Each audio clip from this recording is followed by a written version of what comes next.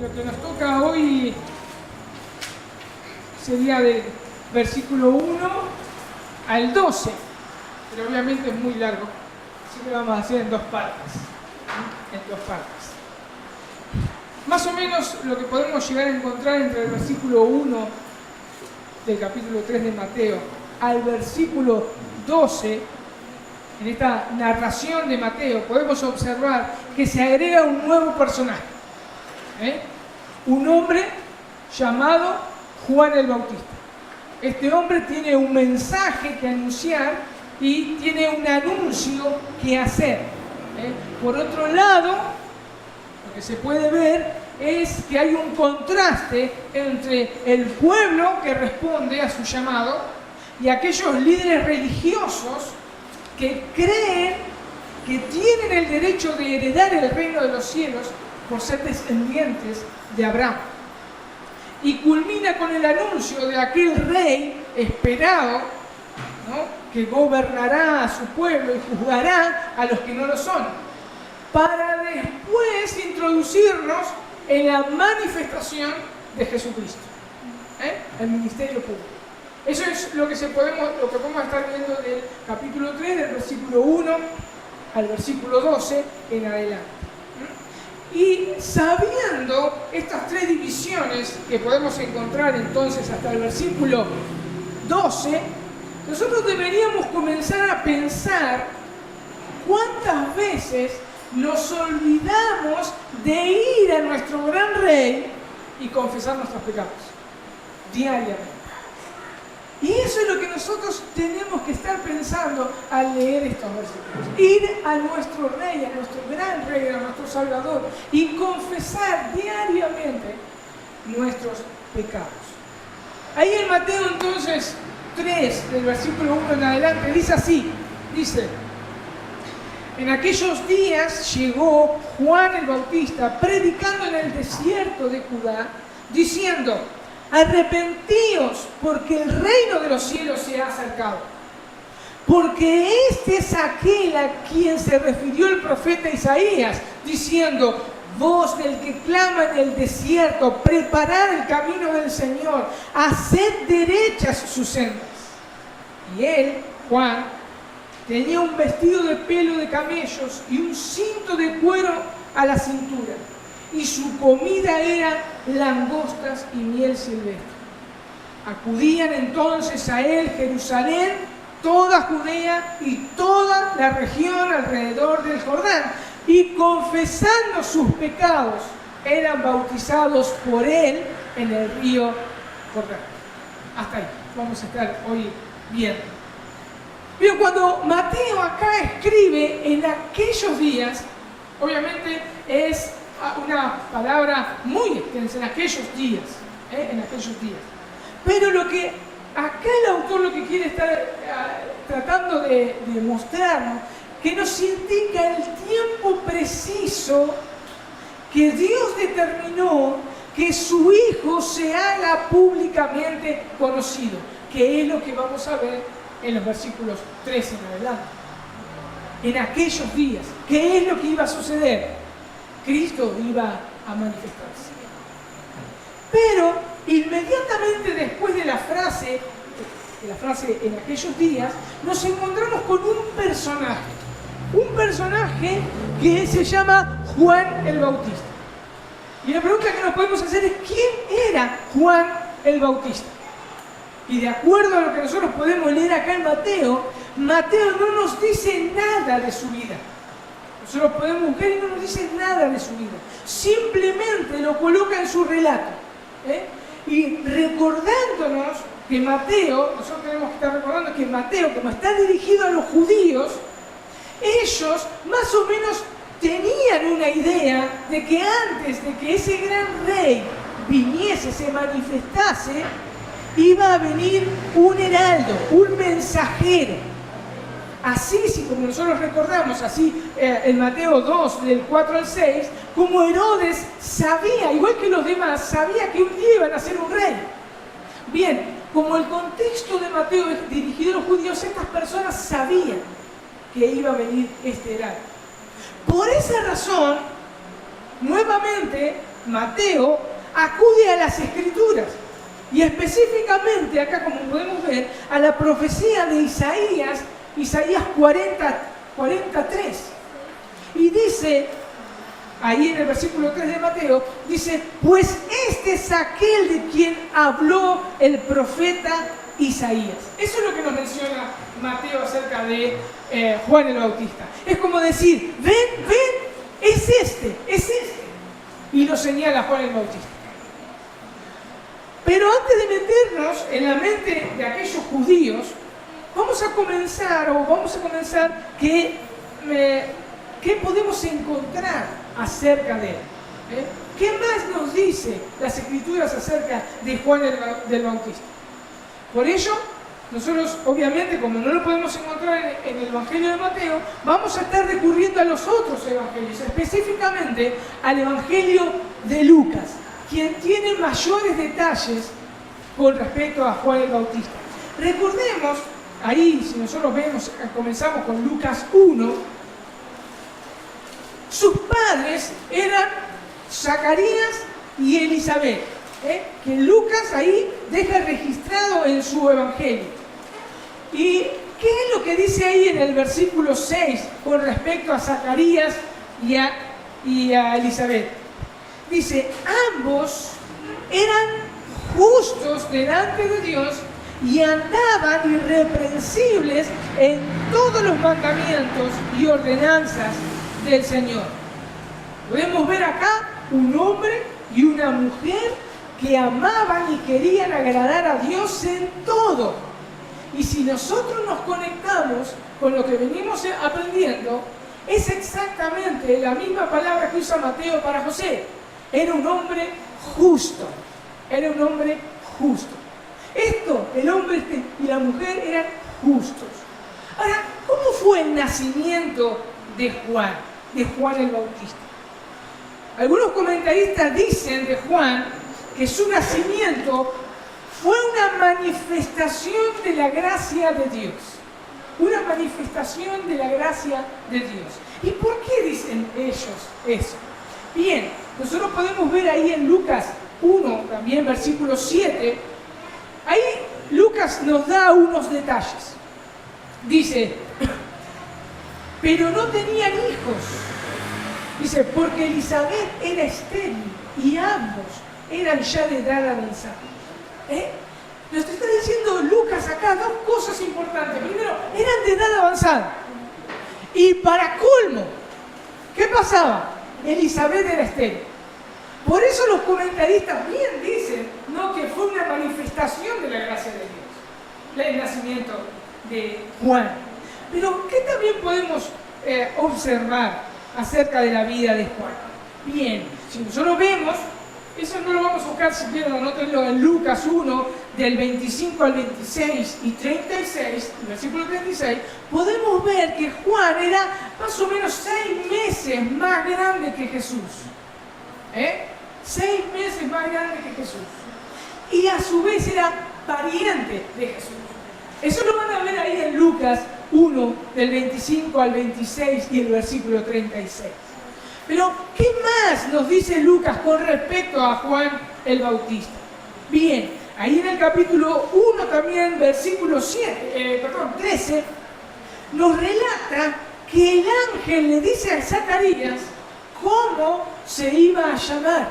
Le dijo que se iba a llamar Juan. Juan. Y Juan, para ese entonces, era un nombre de lo más común. Según los historiadores, como por ejemplo Flavio Josefo y otros historiadores de la época, decían, o sea, Juan era el nombre más común que existía en ese entonces. O sea, no tenía relevancia alguna el nombre de Juan. Ahora, el verso 15, también del capítulo 1, se nos dice que les fue dicho a los padres que será grande delante de Dios y será lleno del Espíritu Santo. Esas son las características que estamos viendo acá de Juan.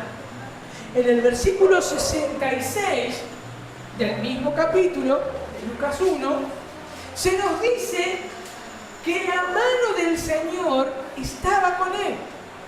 La mano del Señor estaba con él.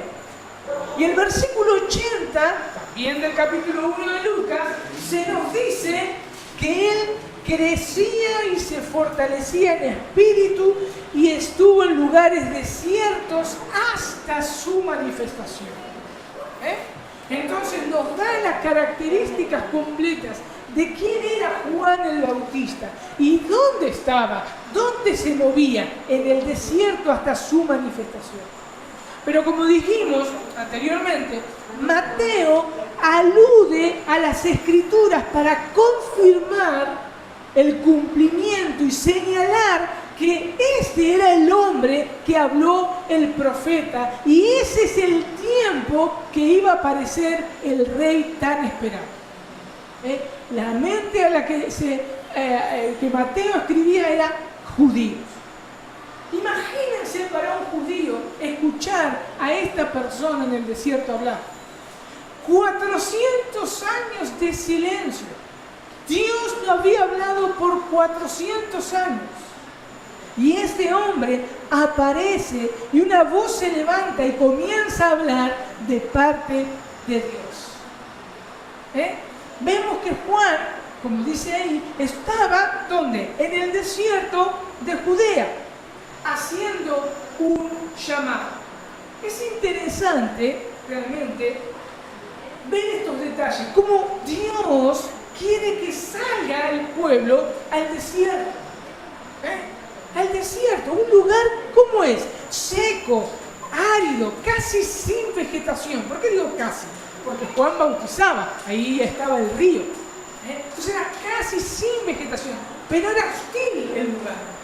Bien dice un comentarista acerca de esto, dice, en el mismo desierto de Judea, David escribió el Salmo 63, expresión viva de la comunión personal con Dios.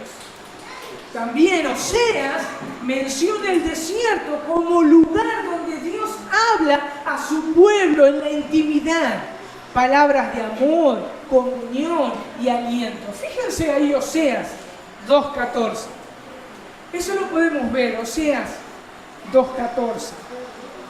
Dice, pero he aquí que yo lo atraeré y llevaré al desierto y hablaré a su corazón. Y hablaré a su corazón. Ahora, acá lo que nosotros podemos ver es este llamado a oír lo que tenía que decirle a su pueblo. Dios llamando a su pueblo. ¿A dónde? Al desierto. Al desierto. Y qué bueno, como decía recién, ver estos detalles y no dejarlos escapar. ¿Por qué? Porque muchas veces es ahí, en medio del desierto, a donde nos lleva Dios a nosotros a hablarnos.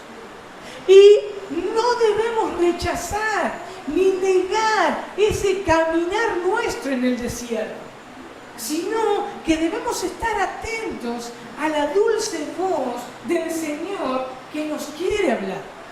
Muchas veces Dios nos lleva al desierto, porque es ahí donde nos quiere hablar, donde nos quiere enseñar. Ahora, ¿cuál era el mensaje que Juan proclamaba? Bien, ahí en el versículo 2 podemos ver que dice, arrepentíos porque el reino de los cielos se ha acercado. Podemos ver dos cosas. Uno es arrepentimiento y el otro es la aproximación del reino de los cielos. Uno es la causa del otro. Como el reino de los cielos se acerca, ustedes deben arrepentirse. Como el reino de los cielos se acerca, ustedes deben arrepentirse. Pero la pregunta que nos podemos hacer es, ¿qué es arrepentimiento? ¿Qué es arrepentimiento? Y es interesante porque Juan, ¿no?, sale a escena con ese mensaje. Pero antes de ver qué es arrepentimiento, nosotros primero sería bueno preguntarnos por qué Juan llamaba al arrepentimiento. Imagínense, 400 años de silencio. Juan sale y hablando en el desierto, llama al pueblo al arrepentimiento. Era porque la decadencia espiritual del pueblo de Israel era desastrosa.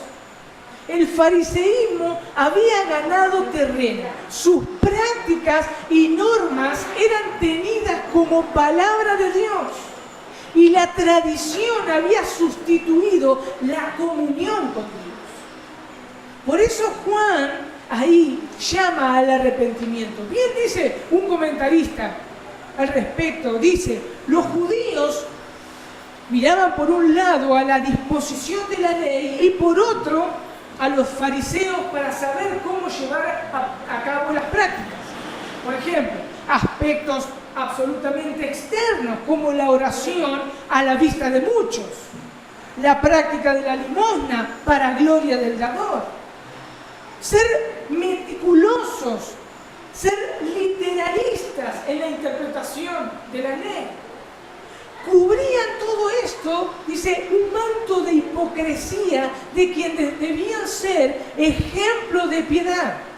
Sigue diciendo, de otro modo, vivían en apariencia de piedad, negando la eficiencia de ellos.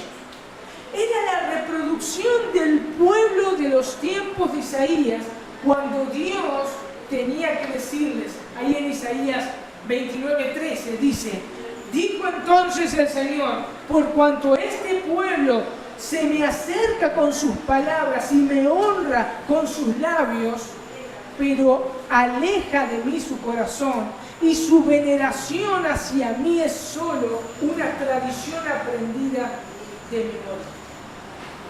Ese era el contexto, estamos viendo el contexto que se estaba encontrando Juan el Bautista. Esta era una característica también de lo que pasaba en el Antiguo Testamento. Recordemos que por más que estemos en el Nuevo Testamento, todavía estaban en el Antiguo Testamento.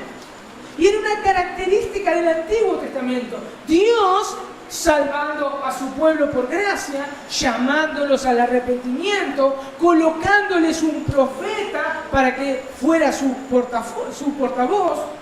La función del profeta era recordarle al pueblo de Dios lo que había dicho a Moisés, por medio de la ley, por medio de ese pacto. ¿A qué? A que guarden las cosas. Y si no las guardaban, ¿qué iba a hacer Dios? Los iba a castigar. Si nosotros leemos el Antiguo Testamento, vamos a ver vez tras vez esa situación. Dios salvando, llamando al arrepentimiento, poniendo profetas, más específicamente en el tiempo de los profetas. El pueblo no obedeciendo la ley, Dios castigándolos. Eso es lo que vemos. ¿Y qué es lo que pasó en el Antiguo Testamento? Perfecto. ¿Qué pasó por desobedecer? Más o menos aproximadamente en el año 700. El reino de Israel, o sea, el reino del norte, es llevado cautivo por los asirios. Es destruido el pueblo de Israel, el reino del norte. Y aproximadamente en el año 580, el reino del sur, Judá, es llevado cautivo por los babilonios. Ahí en medio de la cautividad aparecen profetas, los cuales se llaman profetas del exilio, como por ejemplo Daniel, Ezequiel y entre otros.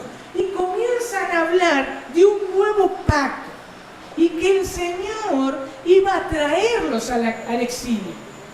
Esto es lo que nosotros estamos viendo, es un poco el contexto, el pensamiento judío en la época en que se encontraba Juan predicando: arrepentidos, el reino de los cielos se ha acercado. Ese era el contexto. Y más o menos en el año 538 vuelve el remanente de Judá del exilio. Y dice un autor lo siguiente: es cierto, en cierto sentido, el exilio, eso sucede después del 538 a.C. Pero ese no es el nuevo éxodo del que hablaron los profetas. Espiritualmente hablando, el pueblo de Dios todavía sigue en exilio, esperando que el Señor regrese y cumple sus promesas de salvación. El reino de Dios aún no ha llegado, porque aún no ha llegado el Rey de Dios. El último de los profetas, que ese es el último, y después 400 años de silencio, insiste en que éste aparecerá precedido por un mensajero. Y ahí en Malaquías 3:1 dice: he aquí, yo envío a mi mensajero, y él prepara el camino delante de mí, y vendrá de repente a su templo el Señor a quien vosotros buscáis. Y el mensajero del pacto en quien vosotros os complacéis, he aquí viene, dice el Señor de los ejércitos. Y por 400 años no se habló de eso. Y ese es el contexto donde Juan estaba hablando. Habían venido del exilio. Ellos se encontraban ahora oprimidos por el Imperio Romano. Ellos se habían creído que ya Israel había sido, era el remanente nuevo, era el pueblo escogido y que ya estaba todo bien. Y que el rey esperado, que ellos estaban esperando, valga la redundancia, era para destruir al Imperio Romano y reinar sobre ellos. Pero el exilio todavía no había llegado. Espiritualmente, el pueblo de Dios estaba en exilio, porque el rey no había llegado todavía. Ahora sí, Juan dice: arrepentidos, arrepentidos. Y ahora sí podemos formularnos la pregunta: ¿qué significa arrepentimiento? Arrepentimiento viene, o arrepentidos en este caso, viene de dos palabras en griego, que es una meta, que significa cambiar o modificar, y noeo, que significa ejercer la mente, percibir con la mente. Muchas veces se habla, y van a poder ver aún no solamente en la Biblia, sino en libros de griego, que habla que arrepentimiento significa un cambio de mente, como si fuese un modo de pensar, cambiar de modo de pensar. Y está bien el significado literal, cambiar el modo de pensar, pero no es un simple cambio de mentalidad como si fuera un cambio de opinión menor. En el Nuevo Testamento tiene la connotación de, es un cambio completo de la dirección de nuestra vida. Implica un giro radical del pecado hacia Dios. Dice R.C. Sproul, dice: el arrepentimiento no es la causa de un nuevo nacimiento o regeneración, es el resultado del fruto de la regeneración. Aunque el arrepentimiento comienza con la regeneración, constituye una actitud y una acción que debe ser repetida a lo largo de la vida cristiana. Y esa es una de las cosas que nosotros tenemos que entender como cristianos. Debemos arrepentirnos continuamente al estar conociendo cada día más a nuestro Señor. Nosotros usamos también la palabra arrepentimiento en dos sentidos, como vamos a ver en este pasaje. Uno es el que también llamamos remordimiento, que muchas veces también se le llama arrepentimiento. Por ejemplo, con Judas. En la traducción dice que Judas se arrepintió, pero en sí fue un remordimiento lo que él tuvo. El remordimiento o arrepentimiento es causado por un temor al castigo o a la pérdida de una bendición. Eso es remordimiento. Uno puede llorar y parece que está arrepentido, pero es porque tiene miedo al castigo, a perder una bendición. Eso es remordimiento. Es lamentarse no por el pecado cometido, sino por miedo al castigo. no por el pecado cometido, sino por el miedo al castigo. Por ejemplo, Esaú, ahí en Génesis, ¿se acuerdan? Génesis 27, del 30 al 46. Él se lamentaba por la pérdida de su primogenitura, no por haber pecado. Él se lamentó por eso. Él lloró, no hubo un arrepentimiento. Perdía la bendición y por eso él lloraba. No porque pecó. Ahora, el segundo caso, en el uso del Nuevo Testamento y en el pasaje que acá estamos viendo, arrepentimiento es un verdadero arrepentimiento que sufre una contrición. Dice también R.C. Sproul, la contrición, en cambio, es el arrepentimiento verdadero y piadoso. Es genuino, comprende un remordimiento profundo por haber ofendido a Dios. La persona contrita confiesa su pecado de manera abierta y completa. Y fíjense lo que dice, sin intentar buscar excusas o justificación. Este remordimiento del pecado viene acompañado de una voluntad por hacer una restitución, siempre y cuando sea posible, y una resolución de abandonar el pecado.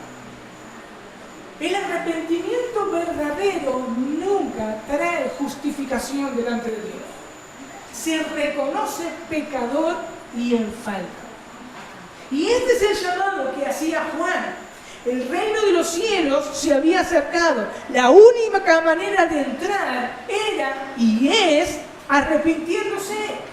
Pero no para perder las llaves de la entrada, para escapar del castigo, sino porque nos reconocemos pecadores, que hemos ofendido a Dios y no tenemos excusas. Ese es el llamado que hacía Juan.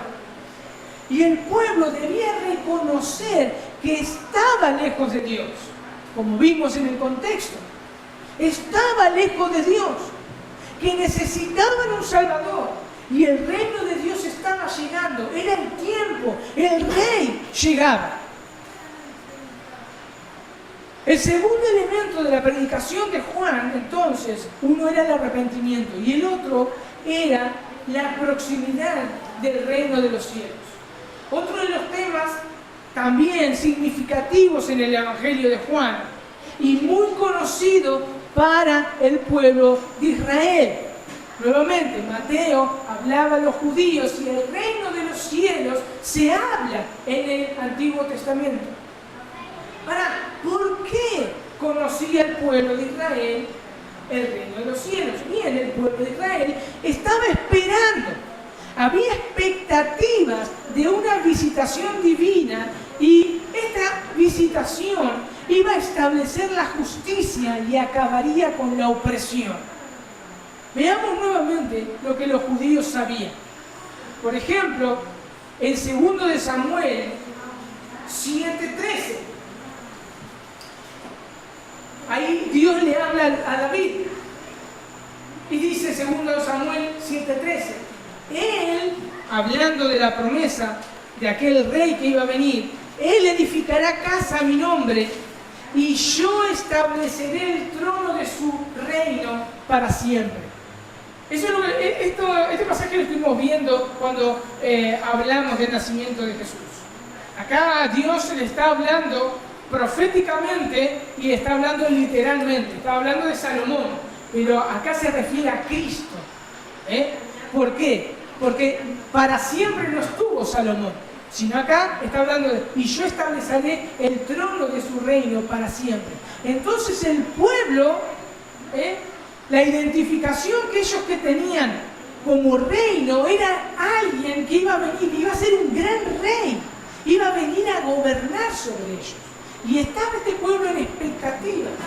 Y entonces este profeta se levanta y habla y le dice, arrepiéntanse, porque el reino de los cielos se ha acercado. También podemos ver ahí en Isaías 1, del 24 al 28. Dice, por tanto, dice el Señor, Jehová de los ejércitos, el fuerte de Israel, Ea, Tomaré satisfacción de mis enemigos, me vengaré de mis adversarios y volveré mi mano contra ti y limpiaré hasta la más puro tu escoria y quitaré toda tu impureza. Restauraré tus jueces como el principio y tus consejeros como era antes. Entonces te llamarás ciudad de justicia, ciudad fiel. Sión será rescatada con juicio y los convertidos de ellas con justicia. Pero los rebeldes y pecadores aún serán quebrantados y los que dejan a Jehová serán consumidos. Ese es el pensamiento que tenían los judíos cuando había aparecido Juan, cuando decía que el reino de los cielos se había acercado. Eso es lo que vamos a estar viendo a lo largo de Mateo, un pensamiento de un rey que iba a destruir el imperio romano. Pero Mateo nos estaba dando otra idea de aquel rey que iba a venir. Esta profecía de Isaías la hizo durante el rey Usías, antes del exilio, antes de que el reino de Judá fuese llevado en cautiverio por los babilonios. En Jeremías 23:5 dice lo siguiente: he aquí que vienen días, dice Jehová, en que levantaré a David renuevo justo y reinará como rey, el cual será dichoso y hará juicio y justicia en Israel. En sus días será salvo Judá e Israel habitará confiado. Y este será su nombre, con el cual le llamará Jehová, justicia nuestra. Hablando de la restauración de Israel. Nuevamente, ese es el pensamiento judío. El rey venía a restaurar Israel. Ese era el tiempo de la restauración. Iba a hacer pedazos al imperio romano. Pero también tenemos a los profetas que estaban en el exilio. Ezequiel 37:24 dice: mi siervo David será rey sobre ellos, y todos ellos tendrán un solo pastor, y andarán en mis preceptos, y mis estatutos guardarán, y los pondrán por obras. O Daniel 2:44, en los días de estos reyes, el Dios de los cielos levantará un reino que no será jamás destruido, ni será un reino dejado a otro pueblo. Desmenuzará y consumirá a todos estos reinos, pero él permanecerá para siempre. Pensamiento judío. Pero nosotros tenemos que entender que Jesús venía como un siervo sufriente. Que este juicio va a ser en la segunda venida.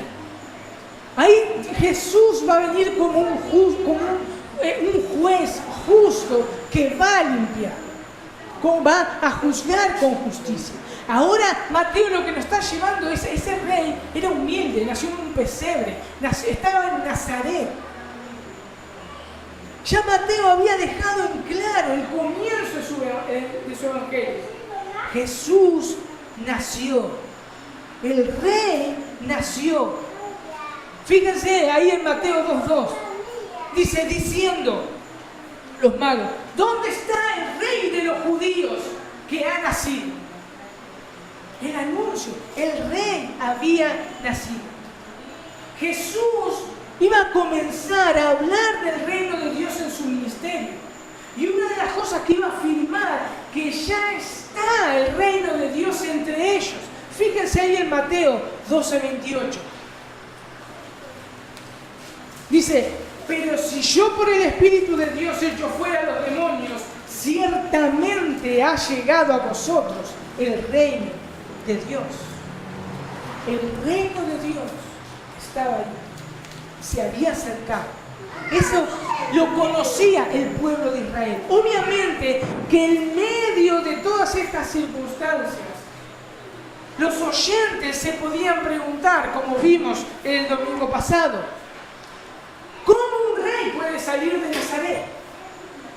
Nada bueno podía salir de Nazaret. ¿Cómo un rey, el gran rey de Israel, iba a morir en una cruz? Son todo cosas que vamos a estar viendo a lo largo del Evangelio de Mateo. Todas todas estas cosas se van desarrollando muy minuciosamente en el Evangelio de Mateo. Mientras tanto, se deja en claro que la única forma que un hombre puede entrar al reino de los cielos era arrepintiéndose.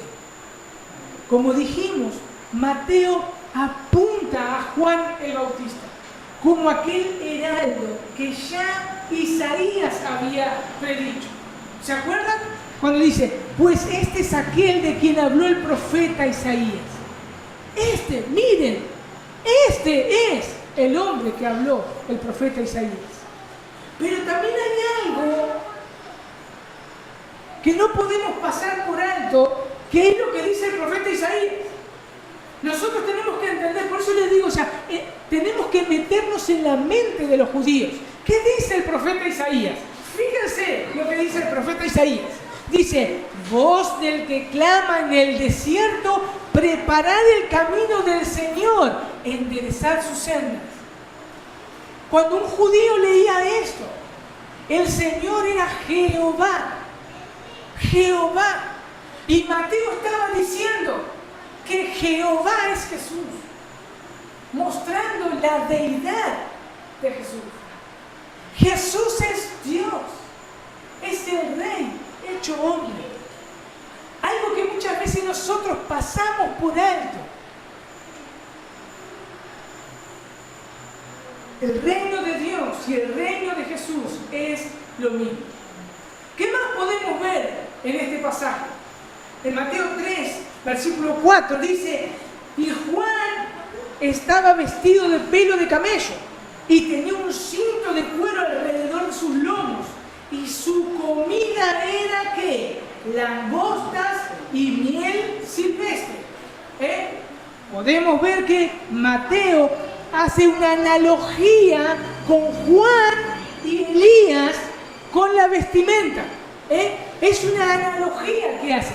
Recordemos, esto está escrito para los judíos. Los judíos sabían hacer esta analogía. En Segundo de Reyes 1:8 dice, y ellos le respondieron, un varón que tenía vestido de pelo y ceñía sus lomos con un cinturón de cuero. Entonces él les dijo, es Elías tisbita. ¿Cómo estaba vestido Elías? Estaba vestido, dice, con un vestido de pelo de camello, y se ceñía sus lomos con un cinto. También era común que un profeta se vistiese de esa manera. Zacarías 13:4 dice, y sucederá, fíjense, que Zacarías ya es un profeta ya habían venido del exilio.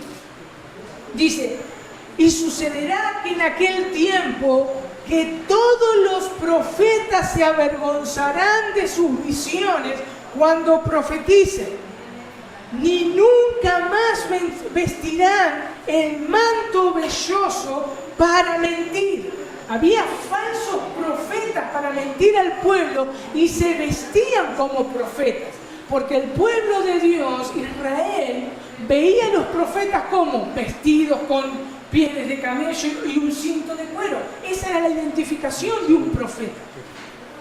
Ahora, sus vestidos de Juan eran no de ricos, sino eran sencillos, humildes, pero como profeta, como usaba esa vestimenta, inspiraba respeto.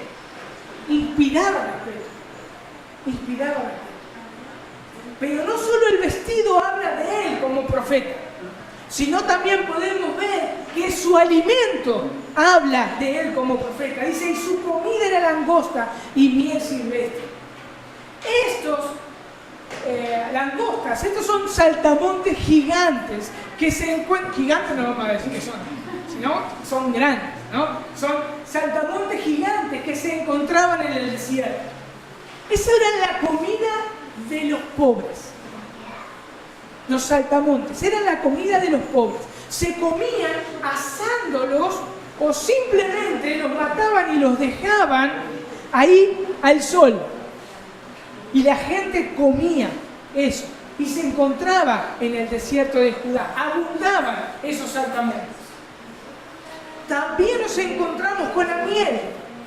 En el desierto de Judea abundan abejas y hacen panales en las cuevas, o como bien podemos ver ahí en la escritura en Jueces, por ejemplo 14:8, hablando de Salomón, Jueces 14:8, cuando Salomón sale, mata a ese león.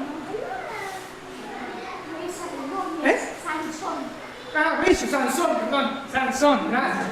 Sansón, no Salomón, Sansón.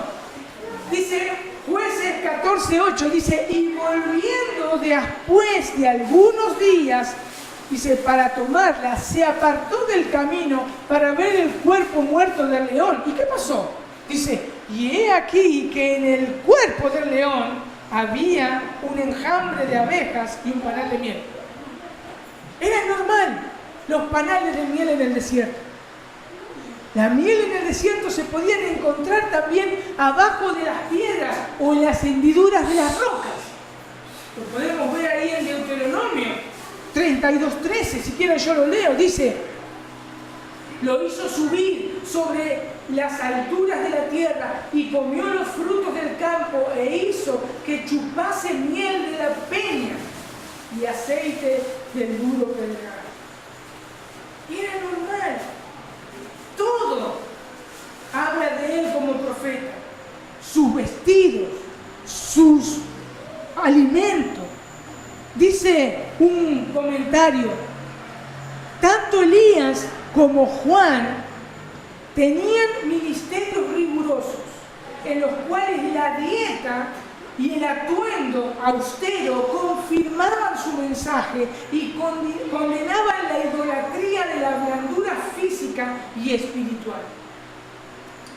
Fíjense la influencia que tenía Juan el Bautista. Era tan enorme que dice el versículo 5 y 6 de Mateo 3. Dice, y salían a él Jerusalén y toda Judea y toda la provincia de alrededor del Jordán, y eran bautizados por él en el Jordán, confesando sus pecados. Para entender mejor esta traducción, leo la Biblia de las Américas. Dice, acudían entonces a él Jerusalén, toda Judea y toda la región alrededor del Jordán, y confesando sus pecados, eran bautizados por él en el río Jordán.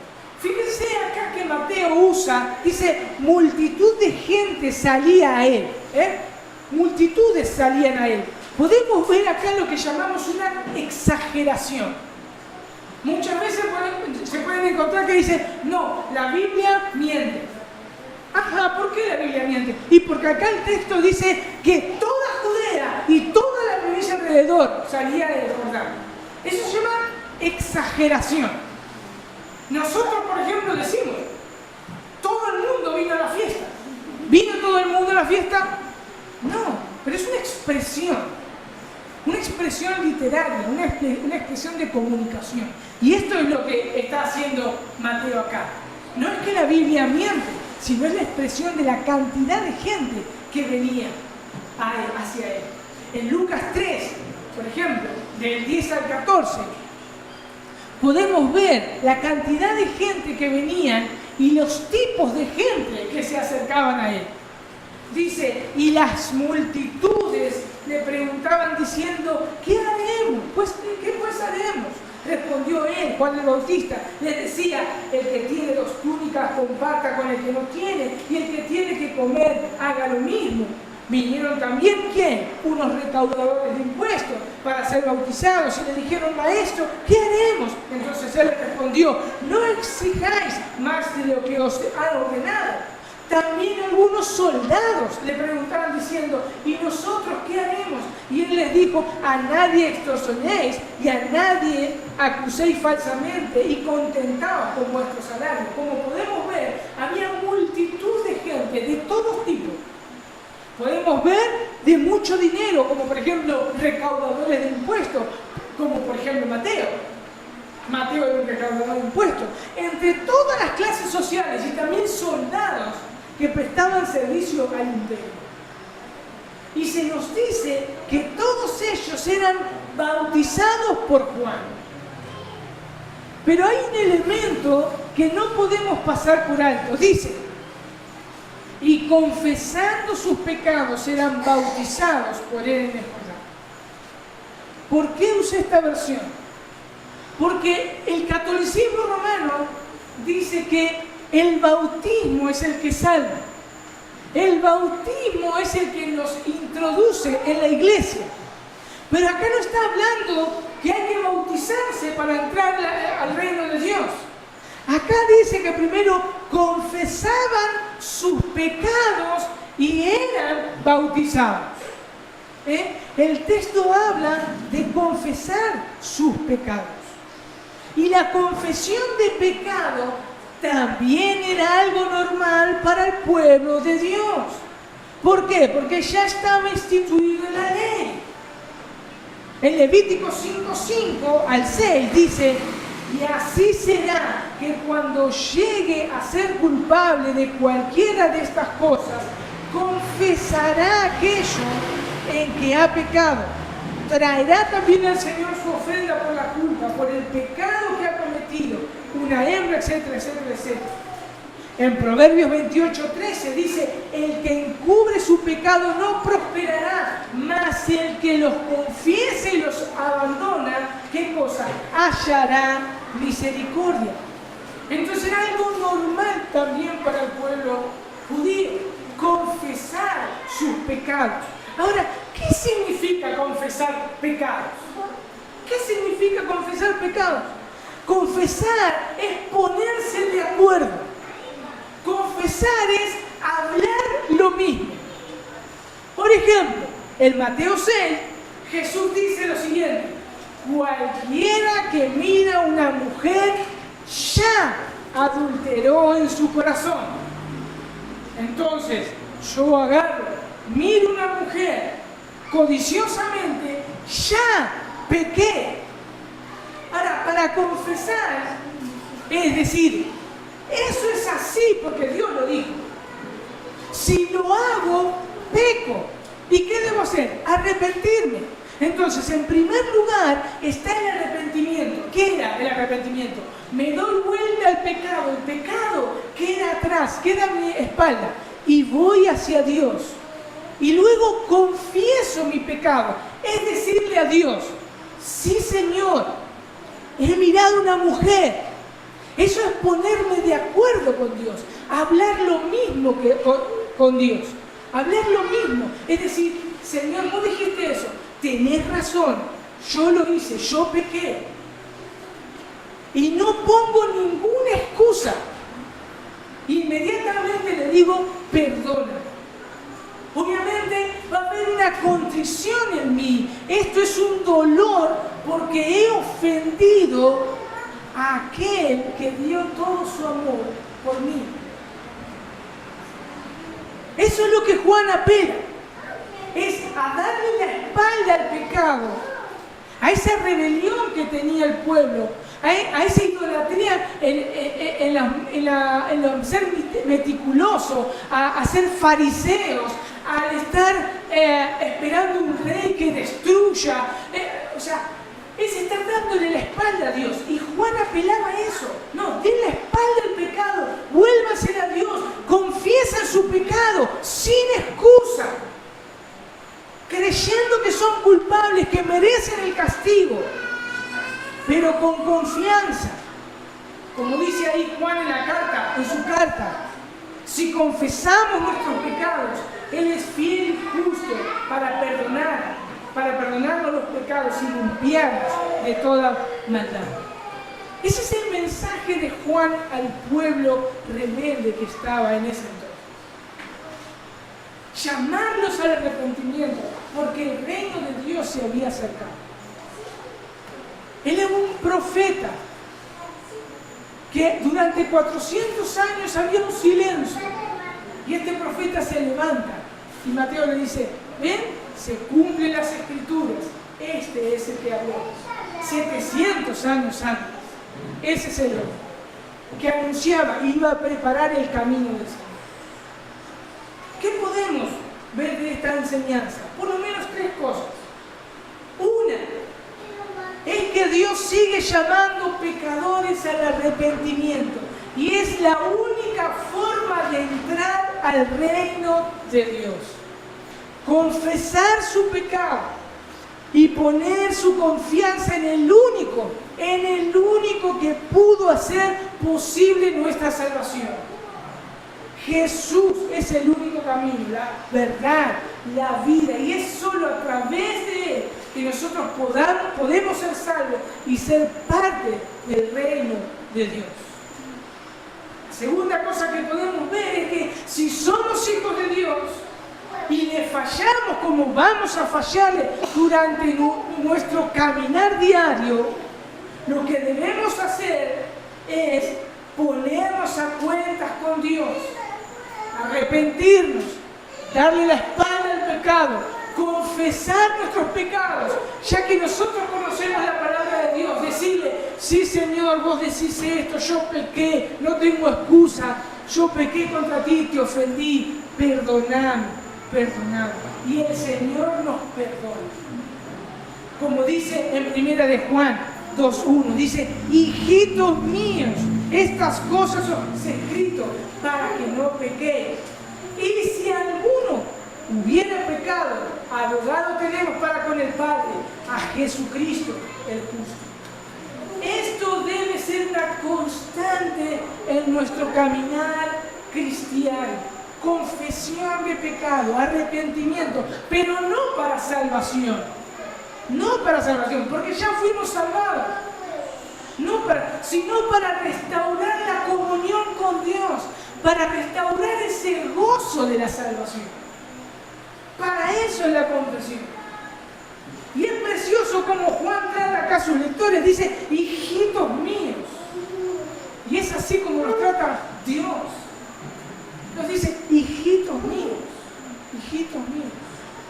Y en tercer y último lugar, dice la Escritura en Lucas 24:46, y les dijo: así está escrito, y así fue necesario que el Cristo padeciese y resucitase de los muertos al tercer día, y que se predicase en su nombre el arrepentimiento y perdón de pecados en todas las naciones, comenzando desde Jerusalén. Mateo 5:13 dice: vosotros sois la sal de la tierra. El versículo 14 dice: vosotros sois la luz del mundo. Somos puestos como Juan el Bautista en su momento. Somos llamados a predicar las buenas nuevas del Evangelio. Somos llamados a llamar a pecadores al arrepentimiento. Entonces vamos a orar. Señor, gracias por tu palabra. Aplica tu palabra en nuestros corazones. Señor, gracias porque en ti podemos recurrir y podemos pedirte perdón, y tú nos limpias con esa preciosa sangre de nuestro Señor Jesucristo, quien se dio por nosotros. Ayúdanos, Señor, a amarte con todo nuestro corazón, a obedecer tu palabra, a ser obedientes. Pero gracias, Dios, gracias. Porque aunque nosotros seamos infieles, tú permaneces fiel, porque nuestra salvación es segura. Pero abre nuestro entendimiento, muéstranos cada vez más ese amor tan impresionante que nos has dado. Ayúdanos a predicar tu palabra, a llamar al arrepentimiento a pecadores como nosotros también, para que se reconcilien contigo. Señor, salva personas, ábrele el entendimiento y que puedan ver ese maravilloso amor que has derramado. En el nombre de Jesús.